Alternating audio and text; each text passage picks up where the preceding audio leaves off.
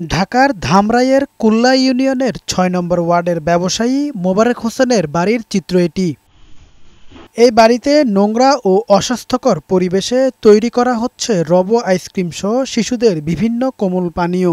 Ice cream তৈরি করতে উপাদান হিসেবে টিউবওয়েলের পানির সাথে ব্যবহার করা হচ্ছে ক্ষতিকর রং, চিনির পরিবর্তে স্যাঙ্গারিন এবং মেশানো হচ্ছে বিষাক্ত কেমিক্যাল। এরপর বিভিন্ন কোম্পানির নামে প্যাকেটজাত করে সরবরাহ করা হচ্ছে বাজারে। অস্বাস্থ্যকর পরিবেশে তৈরি হওয়া এসব কারখানার বিরুদ্ধে ব্যবস্থা নেয়ার দাবি স্থানীয়দের। তবে ব্যবসায়ী মোবারক হোসেন জানান, নিয়ম মেনেই আইসক্রিম তৈরি করছেন তিনি। মেডিসিন যা দেয় এটা দেখতেছে, পানি টিউবওয়েলের পানি দিচ্ছে আর কেমিক্যাল যা যা যেটার ভিতরে যা লাগে ওই কেমিক্যালটা দিচ্ছে। আমার বাচ্চাও খাচ্ছে, অন্যান্য বাচ্চারাও খাচ্ছে। আমি এরকম দেখি না, এটা বাজারে পুরোটা চলতেছে।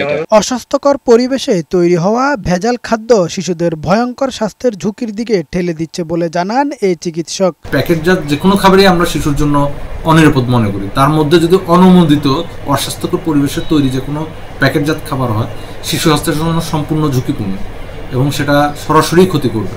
শিশুদের খাদ্য নিরাপত্তা নিশ্চিতে সরকারের পাশাপাশি সবাইকে সচেতন হওয়ার আহ্বান সংশ্লিষ্টদের। কামাল উদ্দিন, বৈশাখী সংবাদ।